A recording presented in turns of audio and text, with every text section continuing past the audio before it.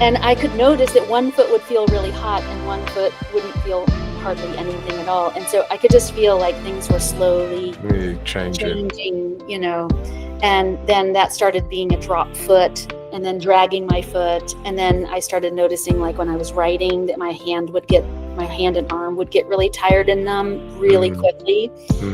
Then it just got worse, more tired. Then I went off to college, and then... Welcome, everyone, to another wonderful podcast, to another wonderful day with another wonderful lady with us. Again, as always, with Clueless Eli. I do not have a clue what she does to help people in their business, and I do not have a clue with her backstory. So we're going to go forward together and find out what Kirsten Karchmer, is that? Karchmer. Oh, Karchmer. Terrible with the names. Please forgive me. But we will have a beautiful conversation regardless. So please, will you just let us know what you do within your business to help people be successful, and we'll go with the flow. I would love that. And thank you so much for having me today. I'm really delighted to talk about this topic because I think, well, it leads into everything that's important to me, which I'll talk about later. Essentially, I'm a baby maker. So I spent the last 25 years helping more than 10,000 infertile couples have babies. And now I read a study in 2015 that said that only 3% of couples could afford fertility treatments. And at that time, it was very expensive to come to my clinic. I was an acupuncturist. And I thought, I'm part of that problem. There are way too many people who can't even afford to come and see me at my clinic. And I want to do something about that. Okay. So I dedicated myself to building an AI twin of myself. Okay. They say in Chinese medicine, the good doctor treats the patient, the great doctor treats society, and the master can make herself obsolete. Okay. And that's what I've been working on. That sounds amazing. I'm very curious. Acupuncture, baby maker, what's going on here? Is the world gone crazy? Is the world gone mad? Okay, let's speak more about this more. So, acupuncture, how does the acupuncture come into all of this? So this is such a great question because everybody thinks that like acupuncture, like the sticking in the needles is the thing. But the best part of traditional Chinese medicine is actually the diagnostic paradigm. Okay. So the needles are one of the tools that acupuncturists would use to help their patient to get better. So first they have to make a comprehensive diagnosis, and that diagnosis needs to identify all of the underlying issues, why you have that. Both those would be physical, environmental, behavioral, emotional. And that's what for 3,000 years, that's what Chinese medicine has been doing. And so, when I started building this AI digital twin of myself, at first I was like, I don't think that anything can beat, like if we take out acupuncture, it's not gonna work. Yeah. And then we ran a study. And we compared 110 women who were coming to my clinic for twice a week acupuncture for 4 months, and women who were just using the app for 4 months. And I was expecting, maybe it's my ego, but I was expecting that the app, that I would perform about 50% better than the app. In fact, I said, if the app can be as 50% as good as me, it's worth doing. Okay. But it was better. Really? It outperformed me by 7%. My God. So how does this, just run us through this app? Just run us up the basics of how you would help a person, and then how the app equivalently will help a person, so we understand the functionality. Absolutely. They're the same. That's the best part. So, what I would do in my clinic, I modeled the app after that identical experience. So what I thought is, like, I do a live show every single day on TikTok. And 2,000 or 3,000 women will show up daily and ask questions for 1, 2, 3 hours, like however long I stay on. They will keep asking questions. And so what I realized, I learned a lot from them. And what I realized is that, especially for fertility, women need to be heard. Yes. Nobody wants to talk about infertility. Nobody wants to talk about babies dying from miscarriages. It's so uncomfortable for everyone. Yeah. What happens is the women who are going through it, they don't really have anybody to talk to. And in fact, not only that, their friends are getting pregnant and they're going to baby showers. I see. So it's very complicated. So the first part of the app is literally you come in and there will be like an AI video twin of me. Okay. It's really expensive right now. So in order to keep the cost down for the consumer, we're not going to add that. But currently you can just click with, hit the start, and then my voice comes in and it'll say, "Hi, love, tell me everything that's going on with your fertility." And they just like you would if you were having a regular conversation, they just tell their story. And then we use sentiment analysis and natural language processing I was a linguist in my first career before I was an acupuncturist. And so how do we mimic a native experience? So she does things like, oh, wow, damn, she cusses a little bit. She's very, just like I would be. Yeah. And then what she does is during that process, she interviews the person, the user, until she gets all of the information to be able to see, like, these are the underlying reasons. Okay. This is how these underlying reasons are connected, and this is what we're going to do about it. And then she teaches the user. Okay. The underlying issues, because I can see the look on your face, you're like, well, what would these underlying issues be? Yeah. It's very clearly defined in the medical literature of like what's optimal for getting and staying pregnant. And then we had some other ones that we added. So simple things like, a lot of women will use ovulation trackers to predict ovulation. That's right. Yeah. Yeah. So I think this is a big misstep, because if you don't have a 28 to 32 day cycle, and that means you're ovulating in the middle of the month around cycle day 14 to 16, the egg is either too immature, it hasn't had enough time to fully develop.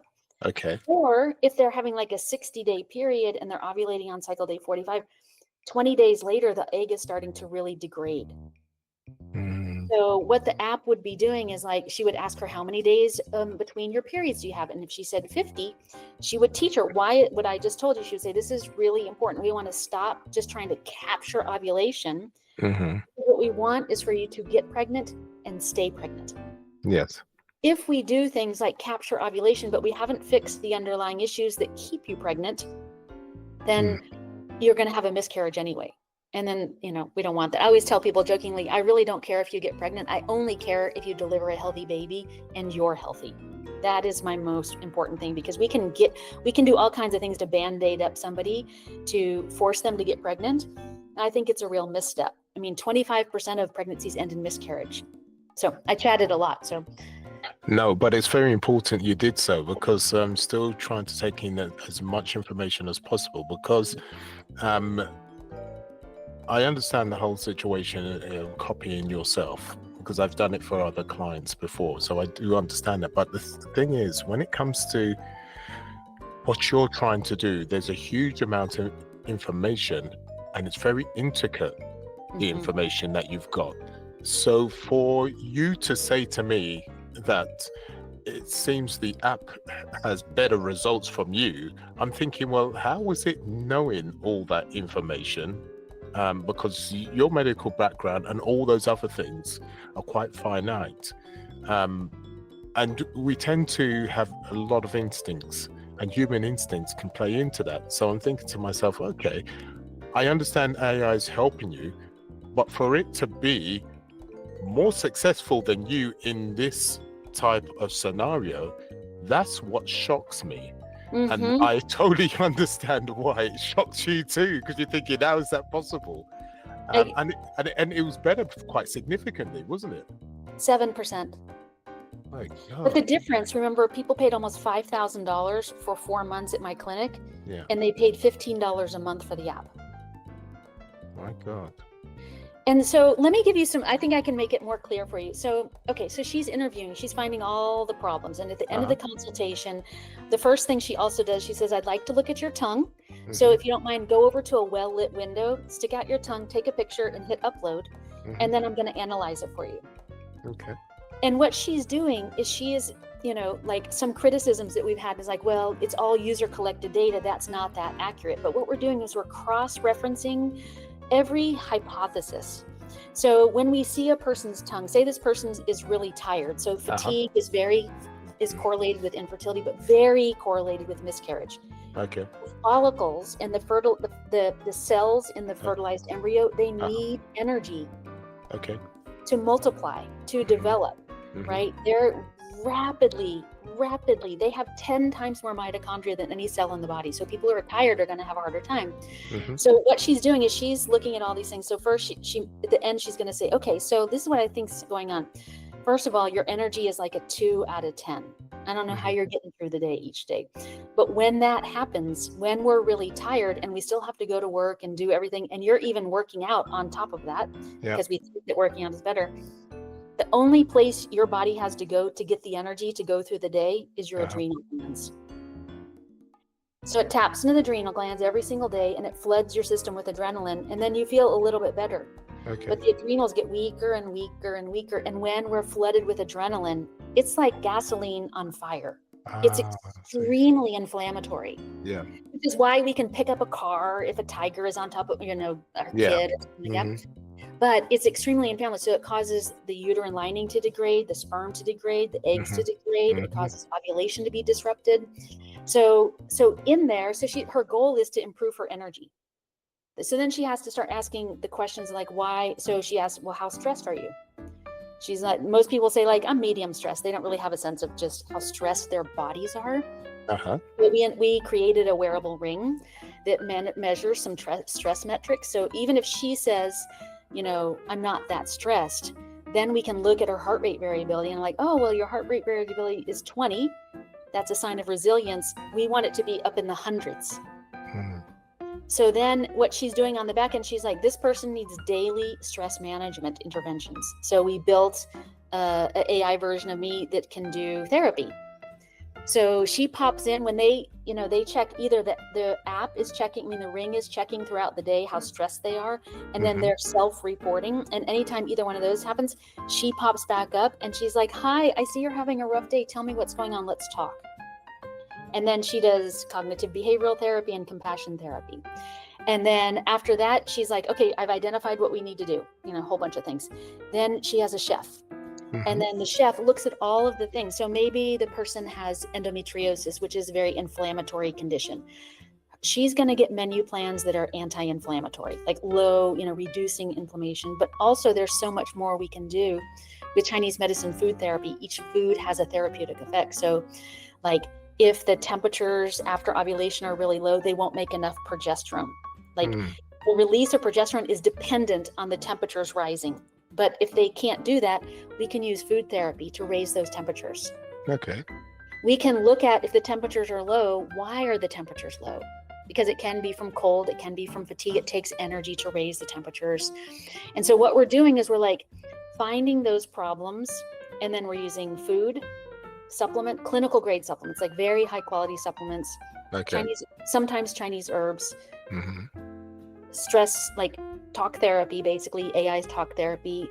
Next month, we'll have some biofeedback tools so that we can see really, people can start to see, like down-regulate their nervous system, see what that feels like, and then start to recreate that for themselves. That sounds amazing, but I'm still thinking to myself,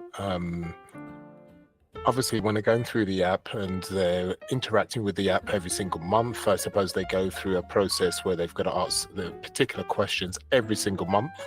And then with that said, it comes back and says, okay, what are you eating? Okay, that's not great because you need to do A, B, and C. Is that the kind of thing it does? And it's actually not only coming back at you with text, but it's actually speaking with you in your voice. Yes, and will be video when the technology gets cheaper. Yeah, when it settles down. Probably be another 1.5 to 2 years before that happens, but it'll get there. Yeah. Maybe I'm hoping we'll get a grant, because I think that the work that we're doing is really important, and I think that it will make it more efficacious if women will have someone, even like I talk to AI me every day in the stress support. I use it as therapy, because at the end someone's like, Kirsten, you're so good. Even though it's trained on me.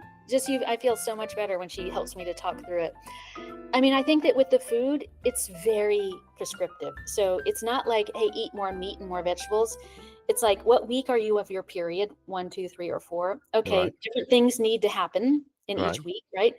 Then she's literally making menu plans, recipes, shopping lists. It connects to Instacart so that they can just have all the food that they need delivered to their house. It allows them to track what they're eating. So either there's a button in the app that says, click this, and it says, I ate this, which is what we prescribe for them. But if they Uh-huh. eat something different, they can just, there's a camera picture, and you Yeah. click on that and your camera pops up. You take a picture of what you ate, and she calculates the macros for what you ate and then incorporates it into what you did, and then Okay. refines the rest of your menus to catch you up if you need it. How beautiful. How wonderful. So how long has this app been up for people to use? We have been in a beta test for 4 months, and the iOS app and Android app should be ready in about 2 weeks. Wow. It was supposed to be ready on Halloween, but we missed that deadline. That's absolutely wonderful. So now what I want to understand, I want to find out where you're coming from with this. How did you start to be in a position that you wanted to help people with making babies successfully? Let's be blunt. Yeah. So how did you get there? Well, I started out, I was a linguistics professor, and I really love languages a lot. And then I got really sick and ended up going to an acupuncturist. I Okay. didn't want to go to the acupuncturist. I thought it was complete garbage. And the acupuncturist really, basically, trying to think of the shortest version, basically, I was diagnosed with MS when I was 20. And what happened was he was like, look, I was a competitive gymnast. And he said, look, when you were born, your MS was very weak, and your body was very strong, and your disease was very weak. And he said, but you're a competitive athlete your whole life. I trained 6-8 hours a day. And he said, on the outside, you looked very conventionally fit. People were like, dang, she is really fit. But on the inside, all the organs were getting really exhausted just from going through puberty and overtraining every single day. Wow. He's like, so your resilience, your physical muscles were strong, but your constitution became very depleted. And around 19, your disease got stronger than your body. Yes. He's like, my job is to make your body stronger than your disease again, and hopefully you'll go into remission. And that was now 36 years ago. And I've had about 2 episodes. So no medication. When I went through menopause, everything kind of got stirred up, and I had to sort of reconfigure what I was doing to keep myself healthy. And that was so inspiring to me. The way he explained it was so straightforward. And I thought, this is so simple. Like, I got to learn more about this. I ended up going to acupuncture college. And in acupuncture college, in reproductive acupuncture, like gynecology for acupuncturists, every single aspect of what happens to a woman's body, the whole month. Okay. Like when she's bleeding, when she's ovulating, between them, during PMS, after all of those things, there are about 50 factors that give us a lot of deep diagnostic information about the health of the woman and how to help her. Okay. And I had never heard any of that before. And I was like, this is a no-brainer. I'm going to become a reproductive acupuncturist, because every woman I know has a terrible period. And this seems very easy. Not that I want to do it because it was easy, but just why wouldn't we solve this problem if it's a pretty straightforward problem? Of course. And then I don't know what happened. I just started becoming the person who was the baby maker. They're like, oh, you want to get pregnant? She's the one. And then just more and more and more celebrities telling more celebrities. And, it was super sexy and fun. It was actually super hard to walk away from, especially because I made a ton doing that. And then now, as a startup founder, you have a startup founder salary. So it's been a huge adjustment, but it's so meaningful. It's so excited. And so, as I kept refining my understanding of how these signals, like the volume of blood, the color of blood, the viscosity of the blood, what happens at ovulation, the temperatures, I just kept saying, wow, there's more and more robust information that we're not using to help women to be healthy. And what I realized in clinical practice is that when you get women to have what I call a conceivable cycle, like an optimized cycle, they're really healthy. Now they're really healthy. Their energy is high. Their heart rate variability is high. Their period is 28 to 32 days. They don't have PMS. They don't have cramping. Their energy is better. They know how to cope with their stress. They know how to cope with their challenges. And so for me, I'm like, even if you don't get pregnant, you're going to have a life-changing experience. I tell you what, I'm still flabbergasted, to be honest. Baby maker, I think that's what I'll call you from now on. Great. Um, I just think that's such an amazing thing to do, especially when you can reach out to far more. Actually, you can help and reach out to far more people doing it this way, having an app. So you've multiplied yourself basically, which is what one of the things that AI is very good at if you do it very well. And you obviously have. You had this thought. You have obviously sat down and thought about it. And how can I do that? Did you come up with the idea, or did someone come up with the idea when it came to using AI to multiply yourself, or how did that come about? I knew, so I started working on this project about 10 years ago, and I knew that in order to build the project that I wanted to build, what we're about to launch, that we needed a lot of AI. So this app uses about 42 agents on the back end. So different AI models with different tasks. So it's very complicated technology. And up until a few years ago, it would have cost us $1 million to build it. Like, it just would have been so expensive. And then as soon as GPT came out and I started playing around with it, and I was like, I know what to do now. I can do this. So then what I did is I started building mini modules. Oh, Like, you did it. You did it yourself. I did almost all of it myself, except the tying all the pieces together. Of course. So we have a developer and build the app, like the front end. Like, I made the wireframes for the app, Yeah. and then I had a designer actually make them So look basically, you made the brains of it, the actual information that needed to be put in to make sure it came back in a particular way that you knew you would react. So because you did it yourself, you were happy and you were 100%, because obviously you know yourself better than you. That's amazing. I mean, mostly I'm happy that they have support. You know, just, I think this is why so many people come to my live show, because they just want somebody to pay attention to them and listen to them and hear them and empathize with them, and then give them some suggestions. I mean, we have a lot of products in the women's health space that are very upsetting to me, because we have a lot of things to track. And we have a tracker, but there's a huge difference. So all these trackers, they're expensive, and they have expensive strips that you use and things like that, but they just give the woman or the person like information like, oh, your progesterone is too low, oh, your LH is too low or too high, but nothing else. And I get about 500 DMs in my TikTok every day of people screenshotting the information from their apps and like, what does this mean and what do I do about it? And so what we did, you know, we're tracking. So you said the other day, like, when their period is over, do they have to go in and update it? No, she has a relationship with the person. So she texts them. She's following their period. And when their period should be done, she sends them a text and say, hey, pop in and tell me about your period. And then they'll say, oh, it was great, or whatever. And then she'll collect the data. She has like certain data points that throughout the month she has to collect, and she does it natively throughout the month. Around ovulation time, she's like, hey, it's around ovulation time. Have you been having cervical discharge? Tell me about it. She asks more questions. She gets more information. Then you can hit the analyze button anytime. And then she looks at every single data point that we have on her. She aggregates it, and then she explains like what's going on now and what to do next. Oh my God, I'm still flabbergasted, because even more so, and I'll tell you why, Kirsten. I'll tell you why, because you actually had the initiative to actually say, I can do this, and you took the initiative. You actually did it. You did your multi-modeling and everything else that went with it, and then you got the help to be able to pull it all together. And so that just shows how much of a go-getter you are. You had the vision, and it had to happen, and you made it happen because you wanted to help so many people more than you could just within your clinic. You wanted to help us have an impact, right? And you did that by, and I take it you wasn't really a tech person at all.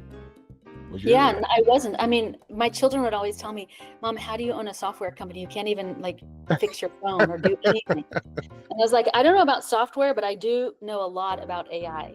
Yeah. Good. I've even been getting AI consulting gigs, which is nice.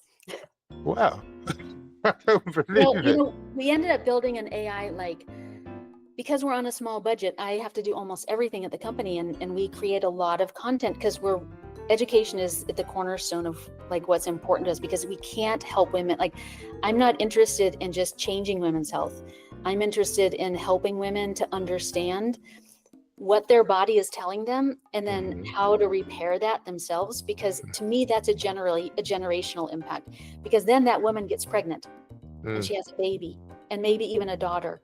It's okay if she has a son too. Now she's going to think about how she cares for her son, how she feeds her son, how she copes with her stress, how she helps her son to cope with stress, all of those things. She's a new kind of mom, and she's making now what she did with us. Now she's making an impact on the next generation. And that is what's most exciting to me. Of course, because what's happened, because you've used the app in such a way that she takes on that information from a practical point of view, how you would normally have a one-to-one conversation with her. And because the app is very convenient, where they would consult with you maybe once a week or once a month, but the app is there every single day. So they start to take on habits. So they start to know what needs to be done, why it needs to be done, and then obviously they've actually taken on that knowledge so they can teach others, have that conversation, etc., which is what you're talking about, which is having a proper impact, generation impact, by taking on that knowledge and going beyond. And that's effectively what you've done. And I'm actually flabbergasted, and I'm so happy that you've done it. You've used technology to help womankind, not mankind, womankind. And how wonderful that is. How, okay, you're going to help babies multiply, but you're going to help, your reach multiply to so many people. And you've made it in such an easy way too. Trying to make it so when they do need the help, they can just pick up and then consult instantly, 24/7. And some people need to, I'm sure that you get this situation in your clinic, some people need to speak to you right now, something's happening, but they can't. You're only one person. Right. But in this case, 24/7. Right. They'll say, especially because when they're waiting from ovulation until their menstrual cycle, it's very stressful for them. That's and right. So they spend a lot of time talking to her during they call it the 2-week wait, because it's basically like, all right, I had sex. Now I have to wait 2 weeks to see if I got pregnant or not. Okay. And so they're really stressed. And how'd you get in here? My little chihuahua just came in. She'll be my guest host. And the chihuahua is happy. I'm happy to see you. She says, hello there. She's sitting there crying at my feet. So I figure it's easier just to hold her out of the camera. And I think what's, for us also, the roadmap that we have for building this is starting with Conceivable. That's, the regular app. Then as soon as this is done and debugged and working well, I'll finish the pregnancy app. So as soon as they're done, we'll use the same technology, but different programming and education for pregnancy. Then postpartum, which I think is the most important, because we're seeing a huge amount of secondary infertility, which means you got pregnant the first time and then you couldn't get pregnant the second time. Okay. And people are so confused by that. They're like, I got pregnant so easy the first time. What happened? And I was like, you made a human.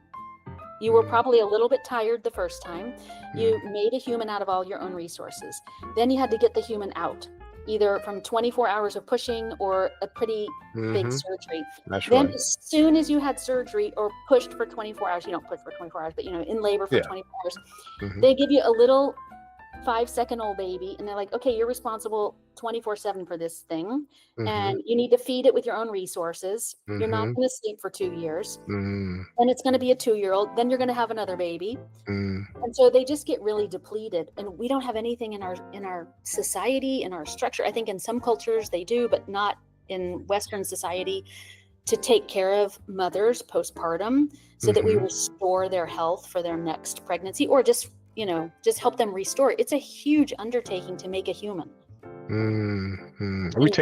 We really take it for granted, don't we? This and it's one of those things. It's, my God, it's a miracle. We've just got to see, and it is a miracle. And when you think from that point of view, it is a huge undertaking, and a lot of people take it for granted when they're having children over and over again. But there's plenty of other people, far more out there, that do struggle. And it's true what you say, because actually, because people don't talk about it, it's the invisible issue. You don't really know it's an issue out there. You just think that people just get pregnant very easily. But as you already know, better than anyone else, a lot of people have issues with it. It's just that people don't talk about it. Yeah. It's so much shame. Yeah. I got choked up thinking about it. They experience so much shame, and they say things like, I'm so scared my husband's going to leave me because I can't get pregnant. Really? Oh my They just, God. can get a little bit, I mean, who knows? Maybe their husbands are telling them things. Probably it might be irrational, but it is what they're feeling. They're like, I feel so broken. Yeah. The people who are religious will say, God put me on this earth to do one thing and I can't do it. What does that say? Yeah, I understand. All of those shaming, it's really hard. I totally understand that, because especially from a woman's point of view, having children is a big thing in society. So it's one of the most important things for a woman. So I can fathom that it's a situation if they can't have children. Yeah, that's a huge thing, without a doubt. So I can't imagine what goes through a mind of a person when they're in that situation. Really difficult. Now, I'm going to find out. You're doing some amazing things, but I want to find out what gave you the strength to keep on powering through. You are neurodivergent, are you not? Yes. In what way are you? Just dyslexia. Oh. I mean, not just dyslexia, but dyslexia. But I have mild dyslexia where I flip P, B's, and D's.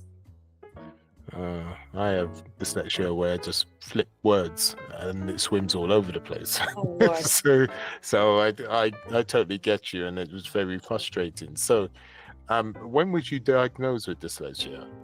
I was never diagnosed. Oh, really? It wasn't until I was older and I started when I was in college and, writing a lot more and realizing that, especially with writing, it's I can have it as a dysgraphia too, that I almost never get P, B, or D correctly. Okay. Unless I'm writing very slowly. Okay. And I ultimately lived in Korea for a year, and I'm not redirecting us away from this. And I could speak, I mean, I'm a linguist, so I can learn languages pretty easily. But as I was trying to learn how to read, in Korean, letters are basically T's. All right. So it's either like this, this, this, or this, plus some O's and lines.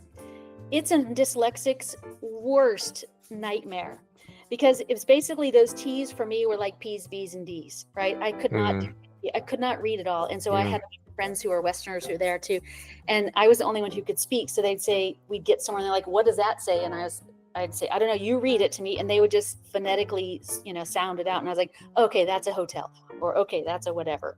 And so they had to be my translators. So how far does this problem go back? Because you said, obviously, when you went into college, when you went into higher education, because of the intensity of you studying, then it was blatantly apparent. But now you understand what it looks like. How far does this go back with hindsight? Well, I think that, I was not a very interested student because I was training so much when I was little. And so I don't think that when I was in high school that there was a lot of academic rigor.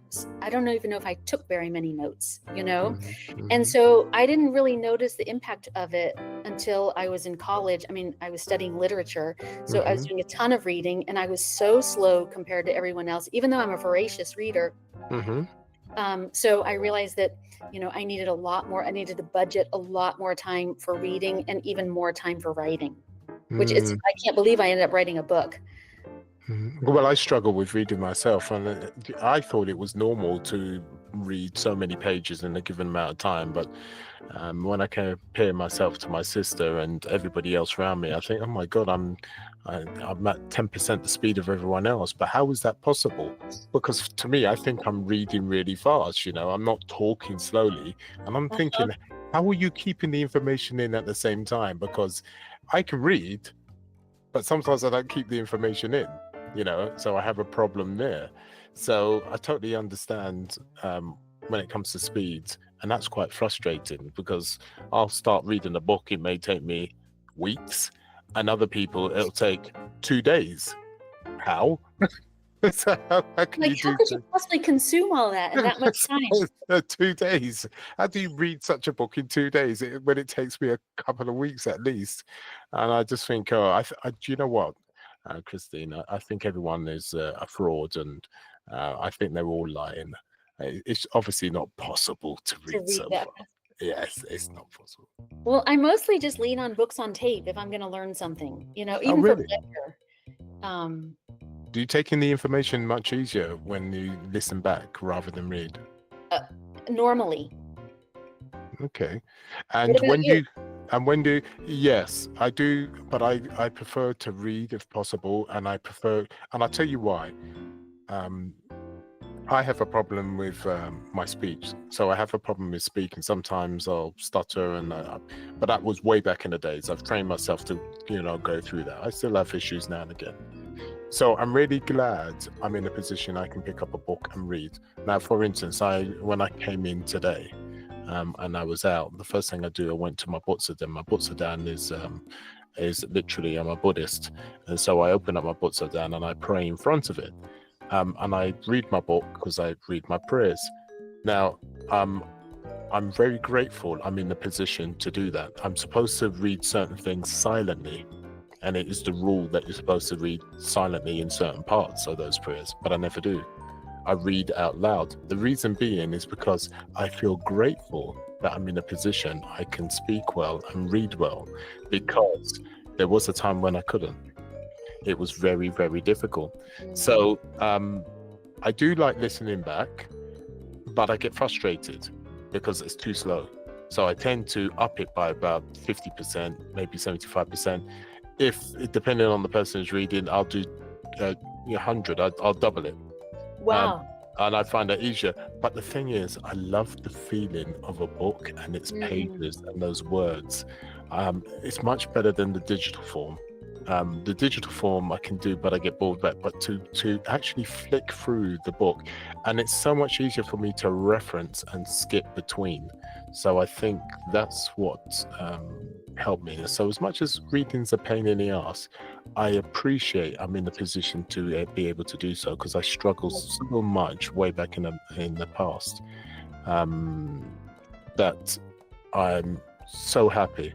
But when it comes to you, when you listen back, do you listen back in normal speed or do you speed up? Because there's quite a few people that do tend to speed up because of the way their neurodivergent brain works. How do you do that? That's so interesting. I do not. I often mostly listen when I'm driving, because not diagnosed, but I mean, I think all entrepreneurs are either ADD or just have all the same characteristics. So attention is a big challenge for me. So if I want to learn something, I'll drive.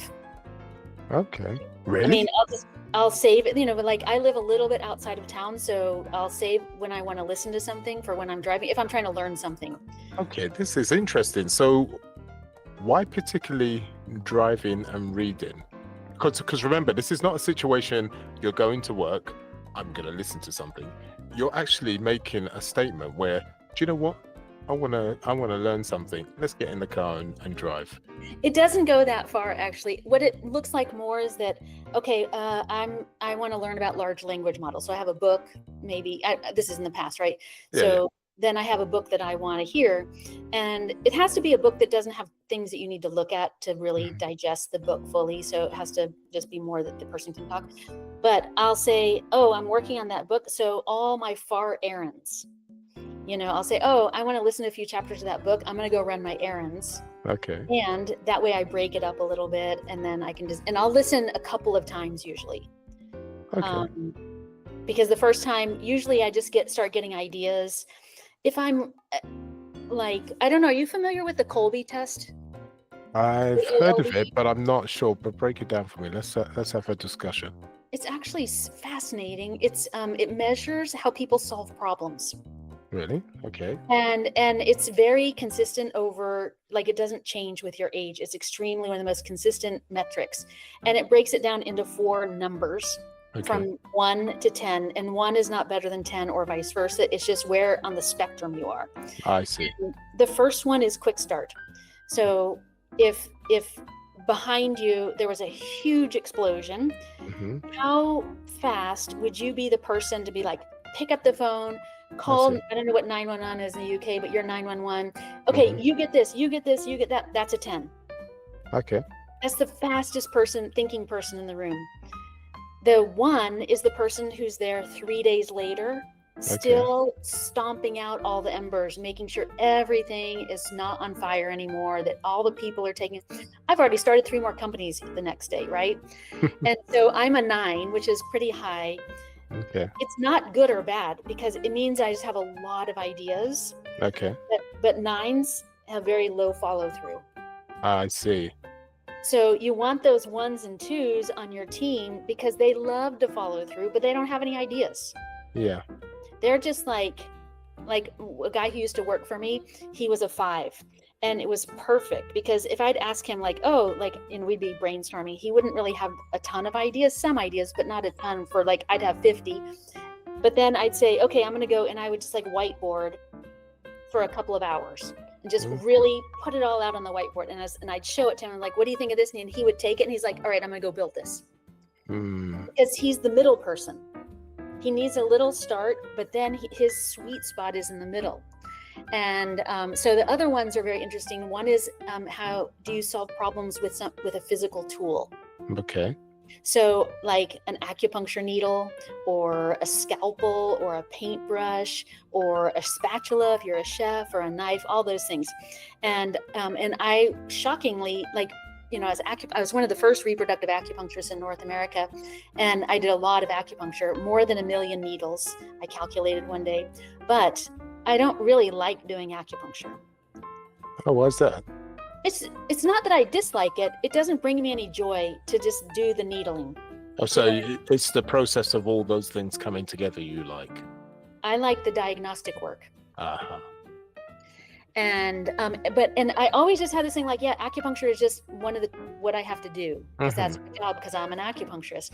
And then when I saw that study, my Colby study, and it said basically that means you're 80% more likely to solve a problem in your mind than with your hands. Okay. And I was like, I knew it. That's why I shouldn't be an acupuncturist. So I stopped doing acupuncture. Okay. And I only did the consultations at my clinic after that. So I just met with all the patients for the first appointment, and then a month later, just for a follow-up. Okay. And then so basically you're using that tool to start optimizing what you do inside of work and career. Okay, so where would this tool come about? How do we get hold of this tool? Yeah, just go to Kolbe, KOLBE.com. And I think you want the Kolbe A, which is for adults. They have one for kids too. Okay, interesting. Yeah, it's very interesting. And then what happens is like, for me, so I was using like a business coaching program for this, and they had us do it. And what they said is like, okay, now we have to figure out, there's 4 different kinds of things that we do during the day. Okay. Ones that we're incompetent at. So incompetent means you can get it done. Your best grade is like a C, and you procrastinate like crazy to avoid doing it. You can do it, but it's just like not, you can try your very best and you're still going to get a C. Yes. Competent, same, but B, like you could get a B on it if you worked your hardest. You don't like it. Then you have these other 2 categories I think are very interesting. You have excellent, the things that you're really good at. That is acupuncture for me. I was very good at it. But unique is excellent, plus it feeds you, right? It's like when I'm doing AI stuff, I lose, I get into flow, I lose, I can work for 12 straight hours. And if I'm doing acupuncture, I can do it. But after 12 hours, I'm like, dang, I'm really tired. Let's go have a drink, right? But after doing 12 hours of stuff, I'm invigorated and excited. And so using this process, one of the things you guys can all do this yourselves that they suggested that we do is for 4 days, write down everything that you do. Don't duplicate anything. So if you go to the gym, say what you did. I I did weights, or I Uh-huh. ran, or I swam, or I did biceps. You want to get as granular as possible. Okay. Unload the dishwasher, load the dishwasher, Mm-hmm. everything, walk the dogs, everything. And then you go back to that list, and then you have those 4 categories, and then you rank them. Is this unique, excellent, competent, or incompetent? And you put them in a little cross, 4 Okay. up. Uh-huh. And Interesting. then what my coach, Dan Sullivan, he's from Strategic Coach, he always says, like, okay, once you do that and you see the things that are on the bottom, the incompetent and the competent, Mm-hmm. start with the incompetent and start delegating those. That makes sense. And whatever time you have, put it in doing things where you're in the unique phase. I always say, and I say to the listeners all the time on the podcast, so always best when it comes to your weaknesses for you to go forward as fast as possible. Get someone to help you deal with that. Get AI to deal with it, whatever, but delegate it and focus on your strengths, which makes you unique you, because we're all unique. Mhm. We're all different. It doesn't matter whether you're neurodivergent or not. It's irrelevant. The point is, you might as well show the unique you and less stress, because you're not worrying about the things that you really struggle on. So, and you're basically saying the same thing. The system shows that.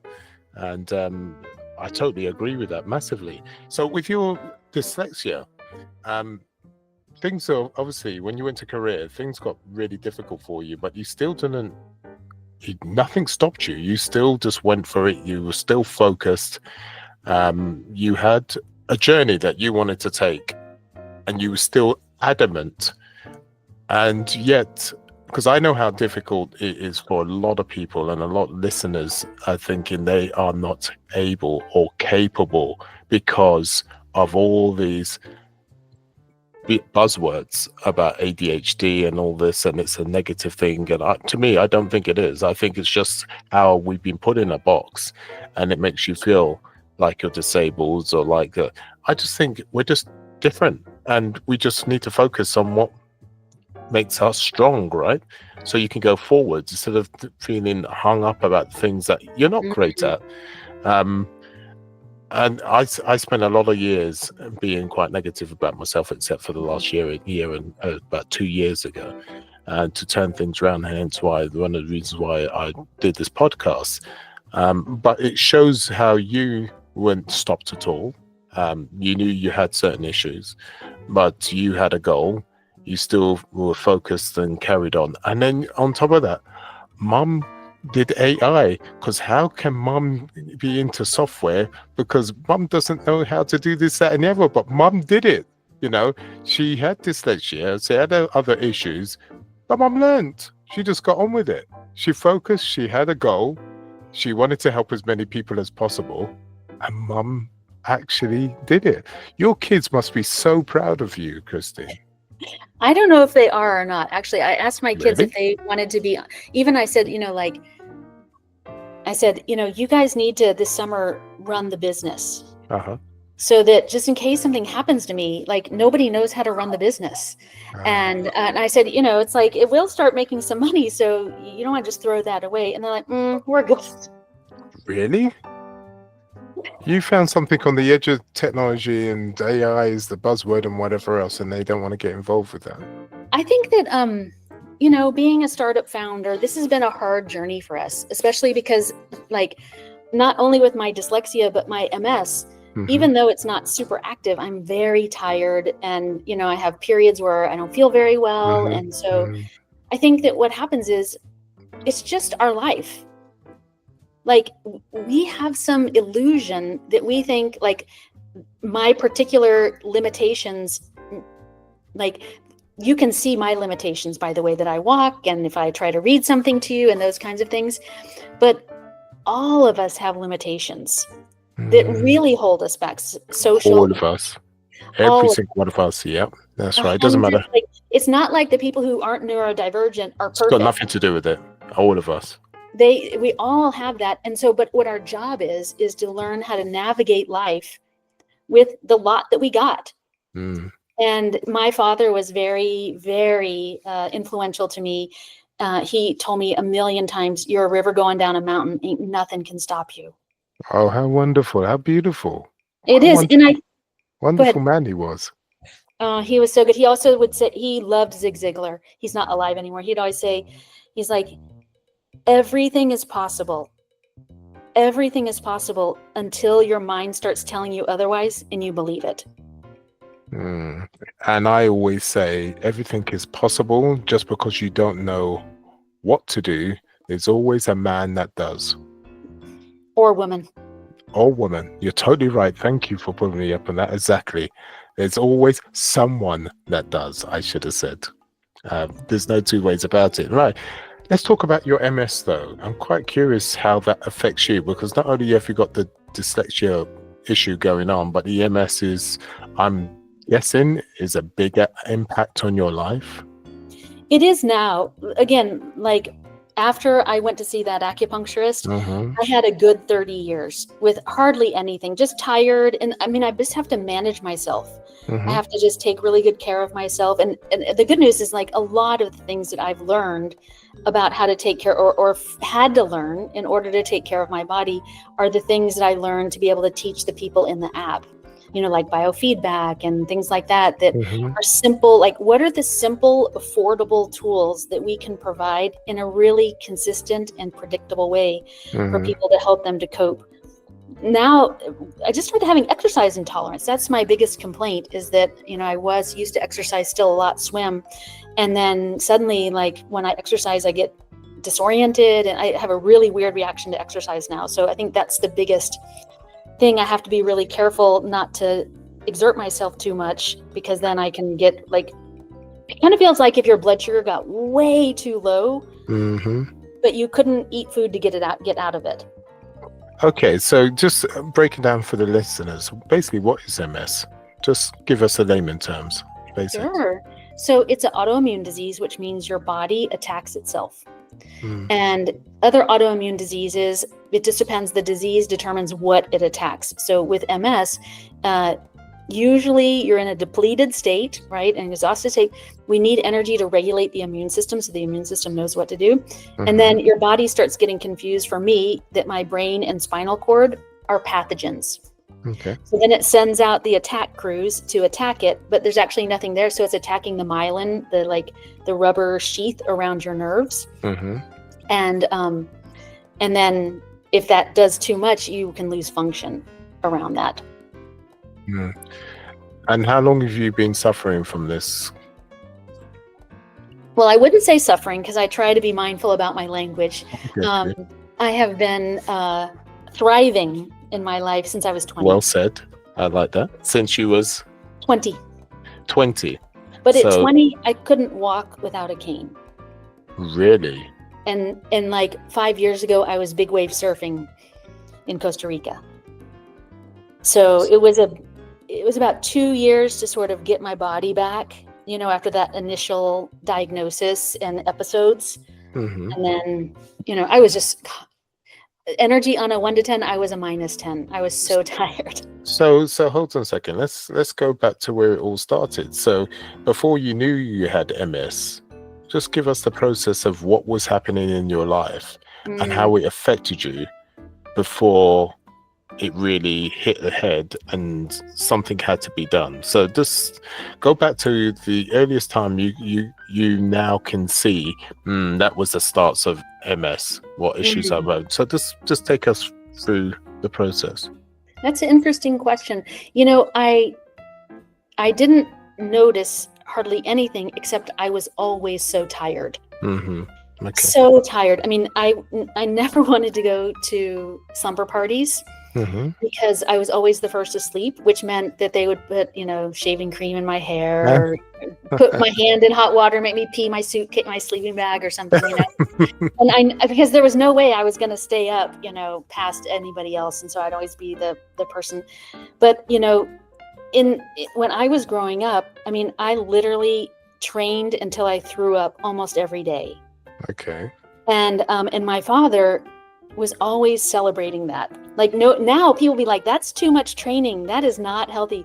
But the mindset was very different, you know, 30 years ago, that like the harder you train, the harder you work, the Protestant work ethic, you know, the harder you work, the better you are. And so my dad was like, this girl is such a badass. She trains and trains and trains, and then she'll go again. She'll go until she throws up. She won't stop till she throws up. Yeah. And so somebody should have been paying attention to that, like a lot earlier, not to blame him, but like I hear me, you. my coach, my father, my mother, somebody noticing like, wow, this seems like kind of overtraining. And then what happened was, I guess I was probably 18 or 19. I was a tennis player too. And I was just out playing tennis, and I threw up the ball and went to hit a serve, and then the racket flew out of my hand. And, sometimes that happens. And I live in Texas where it's really hot. And so I was like, well, shake it off, and threw the ball up and served again. And then just the racket flew out. And I was like, 2 times. We'll go one more time. Yeah. And then at this time, now my hand's really getting tired too. I can tell like it's too tired compared to, I can play tennis for a lot of hours. And I served again and threw the racket again. And I literally went and I put my racket in the trunk of my car. Yeah. Trunk. And then I didn't open the trunk for 3 months. Like I just couldn't go there. I was like, what? I'm not even gonna, I didn't even want to go there. Yeah, I can imagine, because you were so active, you had a passion for it, and then you didn't want to be in a position where the opposite was happening. So and at what age did this happen? This is about 18. I'm not too good with the past. I'm sort of a future-oriented person, so anything that you ask me about the past time-wise, I might guess. No, I understand, and thank you for discussing it with us, because there is a reason why I asked these things, so bear with me. So that happened at 18. You didn't open the trunk for about 3 months, as you said, and then when you decided to pick up the racket again after the 3 months, what happened? Same thing. Oh my God. But at that point, I started noticing when I would walk that the bottom of my right foot, it wasn't numb, but it just didn't feel the same. Like 20% numb, Yes. And on a hot tennis court, if it's 100 degrees 40 Celsius outside, it's like 5 or 10 degrees hotter, the court temperature is. And so sometimes it's so hot that your feet will get blisters on the bottom of them, burned, like from the tennis court coming up through your Really? feet, Through your the shoes. Through the shoes? Yes. And I could notice that one foot would feel really hot and one foot wouldn't feel hardly anything at all. And so I could just feel like things were slowly changing, and then that started being a drop foot, and then dragging my foot. And then I started noticing, like when I was writing, that my hand and arm would get really tired and numb really quickly. And then it just got worse, more tired. Then I went off to college, and then, finally got diagnosed. My God. And then it was a situation for about 2 years. You couldn't walk properly for 2 years. It took 2 years for them to actually help you to start walking again, which was a very long time. And was you in a situation where you were in the hospital for the majority of that time, or? None of that. I wasn't in the hospital even once. Essentially, I used a cane. So one leg worked okay, and one leg was really weak. So I just used the cane to sort of supplement the one foot that wasn't, working very well. And, to be fair, I think in the first 90 days after I started working with that acupuncturist, I started seeing changes. Okay. Like before, I would have a bad episode, certain level of severity, because MS has episodes. So you have periods of bad and periods of good, or better. But my episodes were back to back. I'd have an episode, I'd kind of start to get better. I'd have 1 or 2 days, I'd have another episode. What started happening is the intensity of the episodes started decreasing. Okay. And the length of the episode started to decrease. And that was very quick. That was in the first 90 days that started happening. I was like, oh, my energy started coming up. I would say 2 years to where I could play tennis. You know what I mean? But probably in the first 9 months, I looked probably 100% better in 9 months. It's the exact same thing that acupuncturist did with me is exactly the same thing we do with the people. Periods. Using that, because the playbook is the same. Figure out the underlying issues, figure out how their lives relate to it, help them fix it. And it was the acupuncture that got you on the road to recovery, or was it multiple of things? Well, it was, same thing like I said before. Remember, acupuncture is just one of the tools that Mm-hmm. acupuncturist uses. So it was Chinese herbal medicine, Mm-hmm. other supplements, not a ton, but a few other supplements. Mm-hmm. I was teaching at the University of Texas at the time. I started only working half time, so exponentially more rest. Mm-hmm. I was doing the Korean Special Forces training. That's kind of embarrassing. And What do you mean it's kind of embarrassing? Because you did Korean, what training? Why was that embarrassing? well, just because now I think back on it, it was just so stupid because I was really sick. Like I should have been resting instead of training. But that mindset that like if you just get more fit, if you get more healthy, everything will get better, and it's just not true. So more when exercise. when you did that did hold you back. That did give you problems when you were exercising with the forces. Well, if you think about if your energy is low, say your Mm-hmm. energy is a 3 out of 10 without Mm-hmm. caffeine or exercise, Mm-hmm. if you go and train doing martial arts for 2 hours, there's no energy to do that workout. So again, you just go back to the adrenal glands and you use adrenaline to get through those workouts. Mm-hmm. And every time you tap into the adrenal glands, you're slowing everything down. Mm-hmm. Because first of all, when you're in flight or fright, really there aren't resources for almost anything at that point. All the resources are diverted to don't die, run fast, conserve resources. And so your body's not like, hey, let's quit back and try and heal right now. But it was really fun. I can imagine, and at least you did at the time. But I'm so glad that you did after 2 years, especially with the treatment, that you got better. You obviously still get your episodes, and plus with the dyslexia, you've had to fight through. Is the word fight right? What would you call it? So I was going to say fight through all your issues that you had and your ups and downs, but you like to see things, you flip things. I've noticed that. So how would you say you carried on with your life?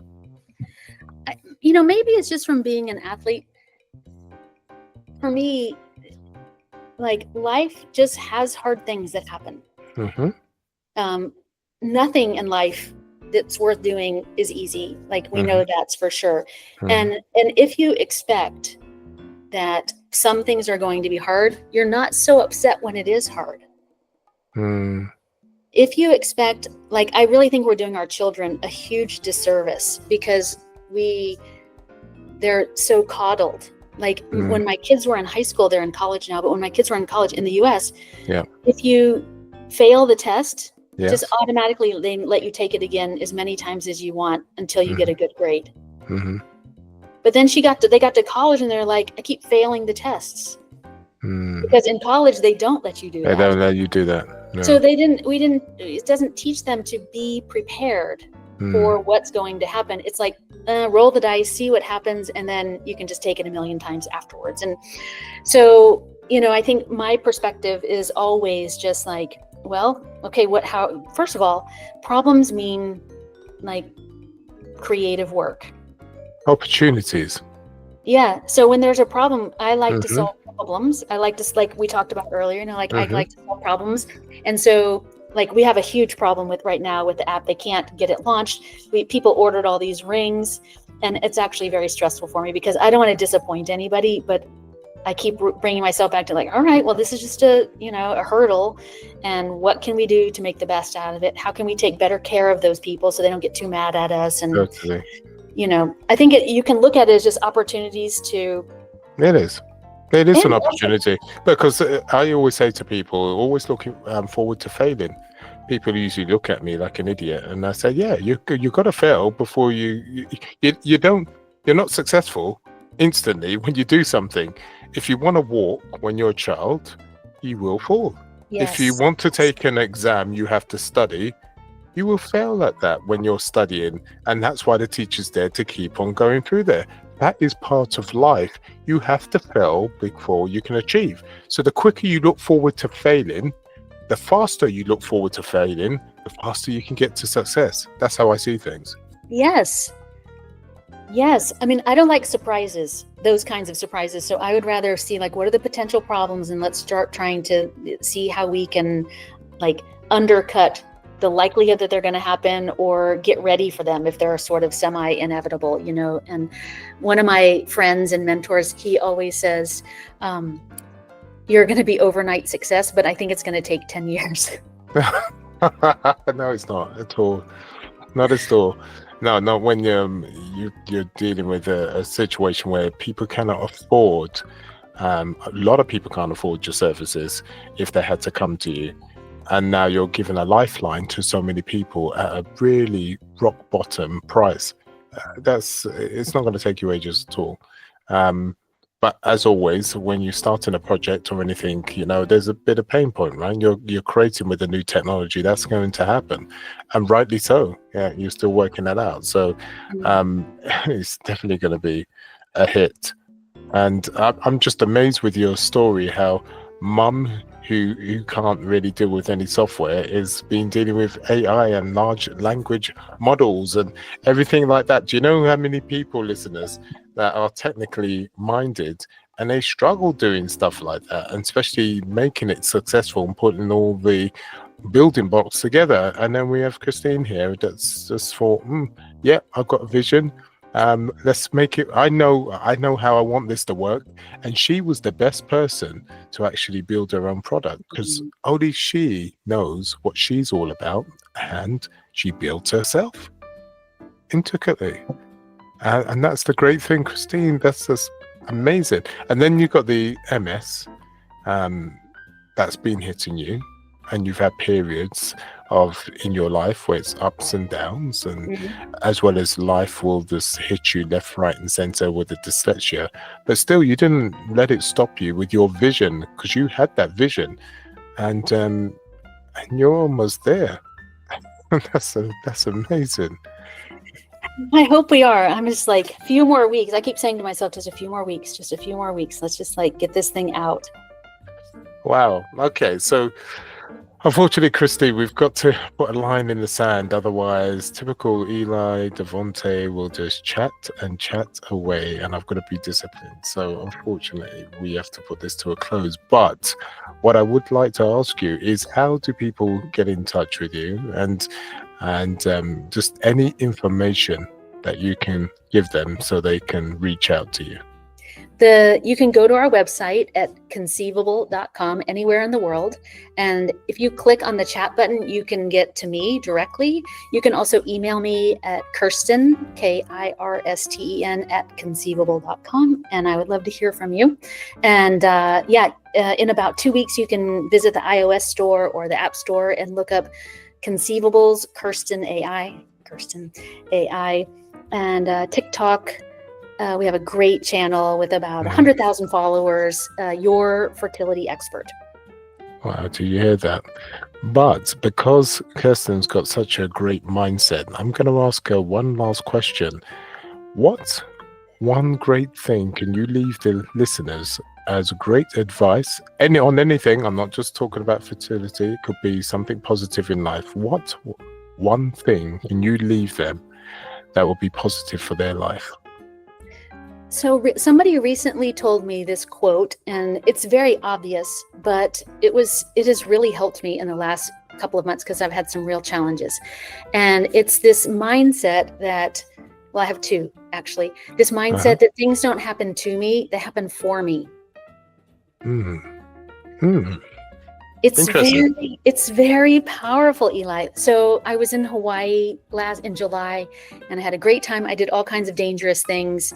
And then I'm walking out of my condo with my suitcase. I slip in the grass and I break my foot in 6 places a week before I'm supposed to go home.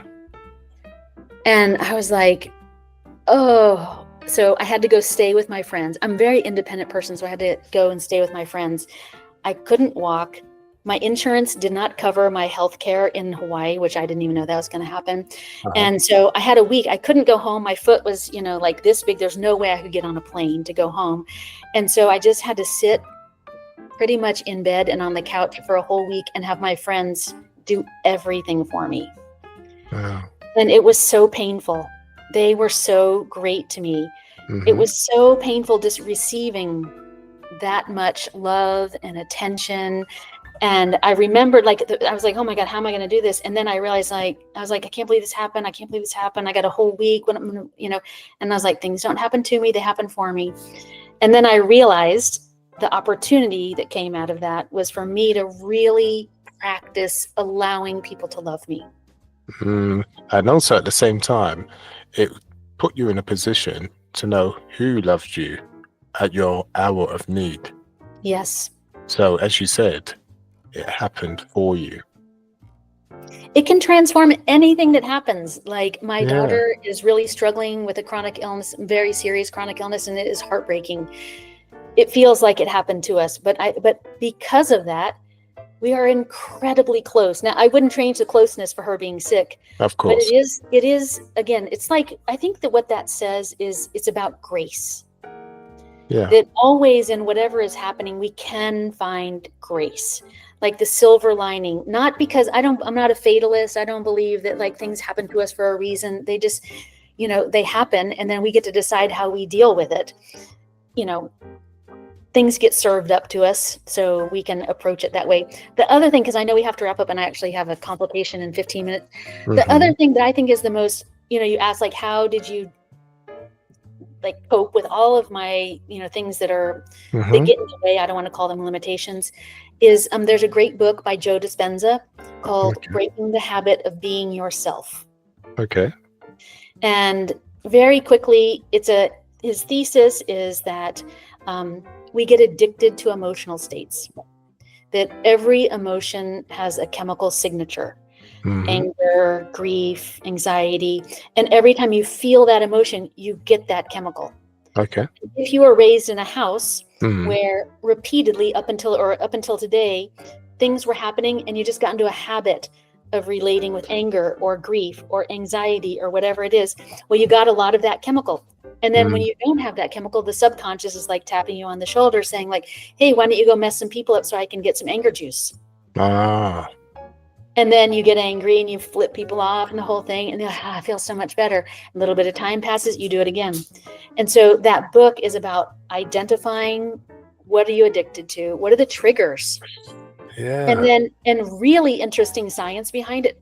Fascinating. It's a good listen. I know you don't like to listen, but it's a good listen. I think I will in this way. I think it makes sense. And before you even said addiction, it sounded like being addicted, like as we had this conversation about sugar, right? And giving up sugar, because it's very easy to get addicted. And before you was talking about the addiction with this book you was talking about, I was just thinking this chemical situation, and then the body says, no, you need more of that. That's addiction. Yes. Yeah, you're 100% right. And so if the second half of the book, he talks about, like, okay, well, that is what you accidentally got addicted to. What would you like to intentionally addict yourself to? What state do you want to be your default? Like, not this dog who's right here, but I have another dog who is extremely crazy. She's the most passionate creature. She ran through barbed wire. She was all bloody. She likes bloody things. So she was so happy. She was running in circles, licking her cuts. Really? Like, so happy. She's like, oh my God, I got torn to shreds, but this is amazing. What? She can't not respond like that. And that is because I think she's addicted to just, like, joy, just straight up delight, passion, joy. And every time I see her, I'm like, I want what she has. I want to be addicted to, like, so he has meditations. So in the meditations, you're like, okay, so say I want to addict myself to what my crazy dog has. Of course. We'll call it passion. Oh, why don't we call it crazy dog? But yeah. Yes. Let's call it crazy dog. Crazy dog. Yeah. So then you go into a meditation. He uses sounds and hypnosis to get you into a very suggestible state. Right. And then he's like, all right, so describe what your world is like when you are addicted to crazy dog. How do you walk? How do you talk? What do you do when crisis happens? What do you do when you don't have any money? And so you start really, like, inflating this version of what life can be. It's not a goal. It is only a mirage that is so scintillating that you feel the feeling. Interesting. Because you can't addict yourself to something without feeling it. So in this meditation, you create some version, like for mine for a long time, I like this feeling like once I have this idea that like once the app is all ready and people are getting helped like crazy and like, oh my God, this is amazing. It's only $15.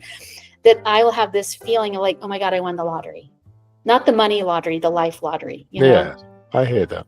And so in the meditation, I'm like, I'm taking rockets. I can go through walls. It's all made up stuff. I win the Nobel Prize in medicine. Uh-huh. It just has to be sexy enough that I can feel that I see that in my mind. I'm like, I won the lottery. I totally won the life lottery. And then you stay in that feeling. You stay in that feeling. And you keep in meditation. You keep bringing it up. And then what happens is over time, you start getting the triggers that used to trigger whatever the old thing was. And you start, either you catch yourself and you're like, oh, that's the habit. Or you even sometimes start responding in the new habit. And it's beautiful. It's really beautiful. Do you know what? That sounds so interesting and something that's quite practical to have in our lives. Thank you for coming on the podcast. You've added so much value to the listeners. Really do appreciate the time you've given over. Can we all say thank you very much? It has been my absolute pleasure. And what a nice conversation. Thank you. I love conversation, and I, as I said, I wish there was more time. And I know you're busy, and we've got to come off. But thank you for the beautiful conversation you've given to. I really appreciate you. Thank you so much for having me. And if there's anything I can do for any of you, please reach out. I'm happy to help in any way. And with that said, listeners, we are going to have to go, unfortunately, but come back another time. Please make sure you follow and subscribe. And until next time. And like. And like. Thank you. You see, she's always positive. She can come again, I think. She can come again. I'll be your co-host on the next one. Yeah, I think so. I think you'd be a good co-host. Maybe we should seriously talk about that, actually. We should try. That would be fun. That would be it real would fun. be. I think it would be, wouldn't it? Did you hear that? Live listeners, I think, do you know what? Let's make it happen. Okay, let's do it. Let's do it. Okay. With that said, I'm going to have a quick chat with her about co-hosting. But in the meantime, listener, sayonara.